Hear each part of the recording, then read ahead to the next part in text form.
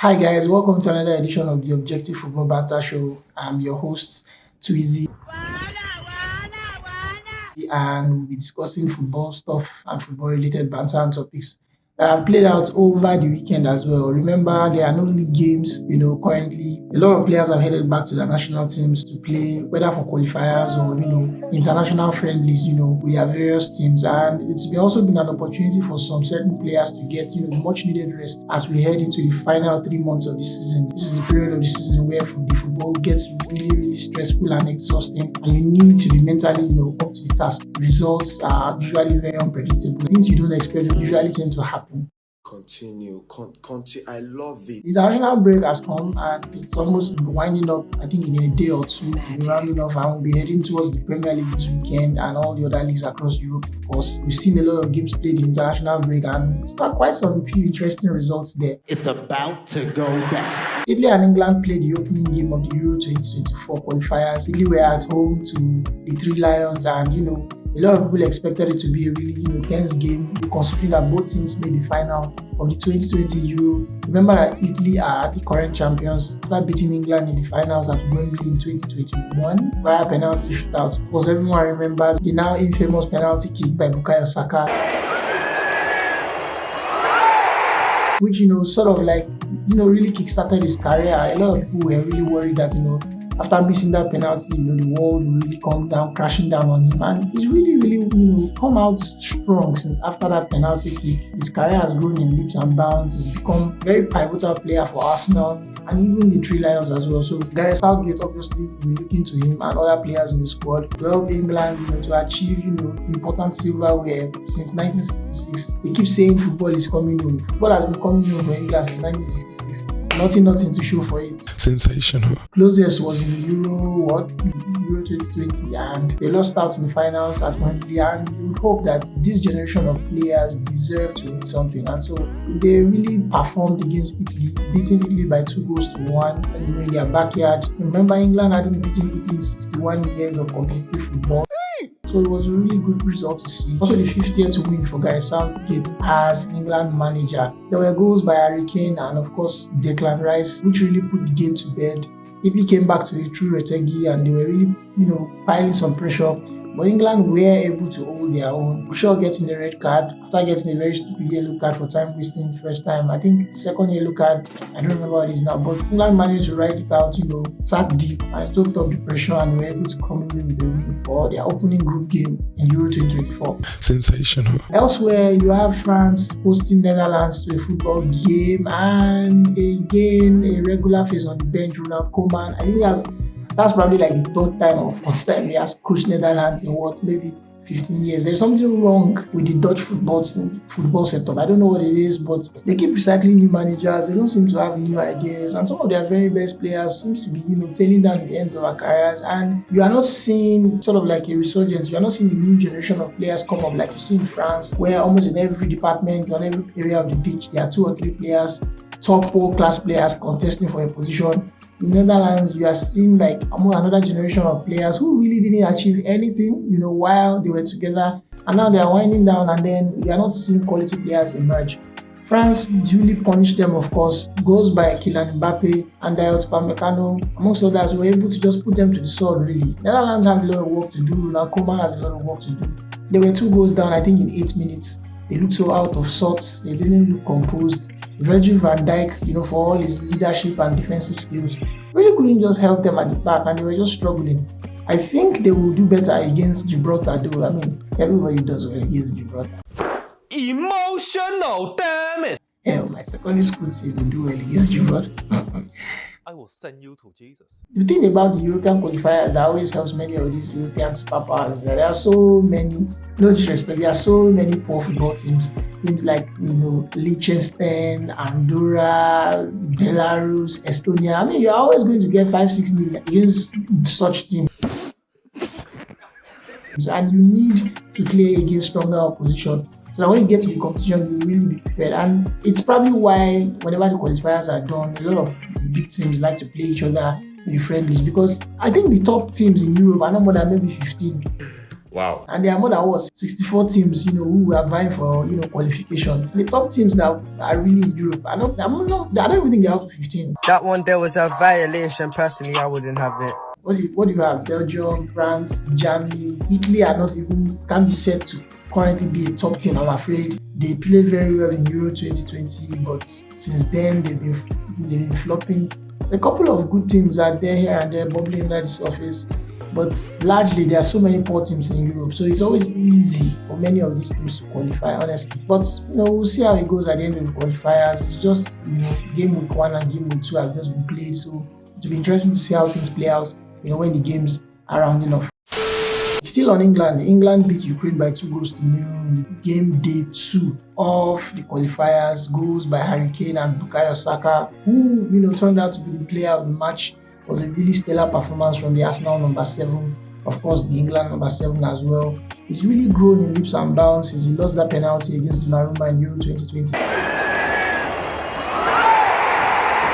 And he's become such a very vital player for the England national team. Remember, he scored 4 goals at the World Cup, again where he was also very impressive. And a lot of people are beginning to have that conversation. Is BUKAYO Saka top 3 among the right wingers in the world right now? Personally, I do not think that he's top 2 or top 3. I think I'll rate Salah, I'll rate Vinicius, and I'll probably rate...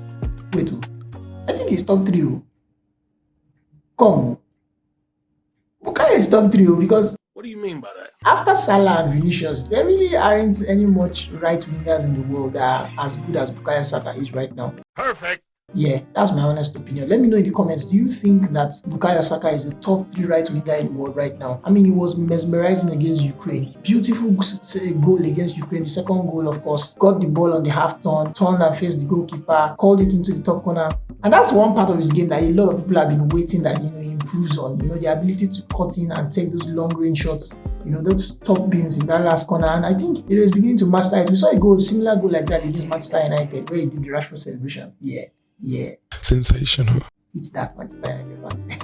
I don't want peace. We saw a kind of goal like that, and you think that BUKAYO Saka really is up to something. And I think when Arsenal start to play in the Champions League, which obviously they are going to be playing in Champions League next season, I think it's going to be really, really interesting to see the kind of player BUKAYO Saka will become. I think he's the best player in the Premier League this season, bar maybe Erling Haaland. I think Haaland has scored, a freak of nature. He scored a ton of goals. But Manchester City weren't doing badly before he arrived. I mean, they were scoring goals for fun. They even won the league without a recognized striker last season. But what BUKAYO Saka has become for Arsenal, especially in the last calendar year, last 12 months, has been remarkable to see. He's the only player currently in the Premier League with double digits in goals and assists. He's the best player for Arsenal for the second season in the row. He's someone that the club relies on so much to deliver, and deliver he does regularly, and it's a good thing to see. Fantastic, absolutely fantastic. England look good value, for the way they are playing. I think they are going to really hurt a lot of teams in Euro 2024, barring 1 or 2 upsets.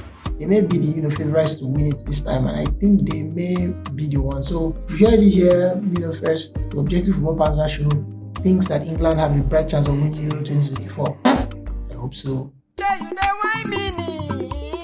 And if I'm not, the dragon, they will cook me on this show.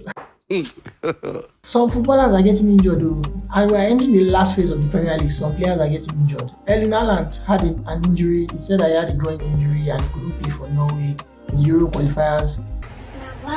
Norway losing by 3-0 to Spain. We saw some funny tackles by Rodri towards Martin Odegaard. I don't like where this is going. I'm not going to say anything though. It didn't look weird though, but I prefer not to speak. I mean, the guy was making really dangerous, tackles towards Martin Odegaard. Someone trying to stop Arsenal's title running in the last 3 months. Someone trying to make it really stop. Well, Martin Odegaard finished the football match unscathed. It will be interesting to see what happens when both 2 teams meet. A lot of people feel that Manchester City hosting Arsenal, at the Etihad will really decide where the league will go, but personally I don't think so. I think currently Arsenal are 8 points clear of Manchester City, and Manchester City will have a few banana peels here and there, and should they drop points in those games and Arsenal manage to win their games, then I think the league will be decided. I think before Arsenal get to Manchester City, it's possible that the league is already decided, but who knows. Phil Foden too has had an appendix surgery, so he couldn't play for England. He's also been ruled out as well, for Manchester City this weekend. So Manchester City losing Erling Haaland and Phil Foden ahead of their crunch game against Liverpool this Saturday by 12 noon lunchtime. It will be interesting to see how Manchester City will cope. Remember, they are really not a team that needs, that feels the absence of some of their players. I think even Kevin De Bruyne has become someone that they really can play without. They played very well without, a recognized number 9 last season and even won the league. So you think, playing without Haaland this weekend might not make much of a difference. They have Alvarez on the bench, who has been on sensational form, on fire whenever he comes on. So really, there isn't much difference. Phil Foden, the appendix surgery, will be playing, but he's not really been a regular starter of Manchester City as well. So you cannot really say that Manchester City are missing too much there. Liverpool will be facing them, of course. They will be hoping that players like Darwin Núñez, Mo Salah, and Cody Gakpo don't get injured, as well as Van Dijk at the back, so that they can mount a challenge. They too are trying to get that top 4 position, which I think is up for grabs now that Tottenham seem to be imploding. Blood of Jesus. Brings me to Tottenham. Tottenham, which club in the world can sack a top-class football manager with 10 games to go in the league while they are sitting on 4th position? Tottenham. At this point, one would think this is a skit. Only Tottenham can do something as crazy as that, but we all saw it coming really, and you cannot blame Tottenham. Manager, lost his temper in the last press conference in the 3-3 draw against Southampton. Came out very hard on his players, even took a swipe at the club, at the integrity and the history of the club, which was something that no one thought that he would come back from. It was almost as if he was begging to be sacked with those comments that he made. 20 years they've not won anything, the players are too selfish, don't like playing under pressure, comments like that. And so it wasn't surprising to hear over the weekend that Antonio Conte had to part ways with Tottenham. Tottenham are going to be with Stellini, the assistant manager to Conte, has chosen to stay. So we'll be managing to the end of the season with Ryan Mason as assistant manager. I do not know how they intend to go about it, but I think what Conte said really dented the confidence of the players. But I think this again will add extra pressure. Stellini will have to struggle to get top 4. He won't even feel that pressure to get top 4 anymore, because it's not even his job in the first place. It's just trying to manage the last 10 games of the season. And with the way Liverpool are playing these last couple of weeks, you would think that maybe Liverpool might sneak up there and take that spot from them. Even Newcastle look to be playing extremely well, and they could just take that spot. Tottenham look on shaky ground, but personally I would have kept Conte to the end of the season, because you need Champions League football next season. So you need a top manager who can at least keep you in that spot till the end of the season. I think letting him go was a mistake. Many Tottenham fans wouldn't agree. Let me know in the comment section what you guys think. Was Daniel Levy right to let Antonio Conte go? Personally, I think not, but I'd like to hear your comments. Tottenham, of course, are going to also play the remaining 10 games of the season, and would hope that none of their star players get injured, because it's really going to be difficult for them from here on out. It will be very hard, and personally, I do not think that Tottenham will get top 4. I don't see them getting top 4, but we'll see how that plays out. Things are really shattered at that club at the moment, and it's just going to help them. Liverpool and Manchester City will be playing this weekend. Opening game, lunchtime, big game, of course, massive game. Liverpool trying to get in top 4. Manchester City trying to close the gap on Arsenal. Remember, Manchester City are 8 points behind Arsenal. They are really trying to play catch up, although they have a game in hand. This is a match they cannot afford to lose or even get a draw in. Arsenal play Leeds United, I think 2 or 3 hours later.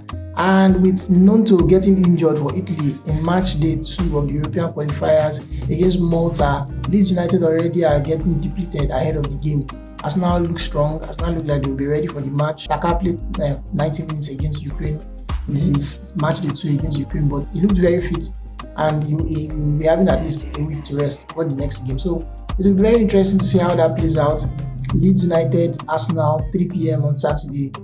But before then, you will have the big one, Manchester City versus Liverpool, 12 noon. And again, I cannot stress how really important this game is for Manchester City and for Liverpool as well. Should any of them lose that game, it's curtains for their season. Really, it will be really hard to come back. More for Manchester City than for Liverpool, though. I think if Liverpool should lose the game, they may still find a way back into top 4 mathematically. Same for Manchester City. But with the level at which Arsenal are playing right now, it will be very, very difficult to catch Arsenal should Manchester City lose and Arsenal beat Leeds United on Saturday. Of course, they will go 11 points clear should that happen, and that's going to be a really difficult mountain for Manchester City to climb. But the Premier League, though, miracles do happen. God have mercy upon us. Alright guys, thank you so much for hanging out with me on this episode of the Objective Football Banter Show. Remember to click like, share and subscribe to our page. Remember to share our page to everybody, and please keep your comments coming in. I appreciate them. We really love them over here at the Objective Football Banter Show. Thank you so much for hanging out with me. Peace.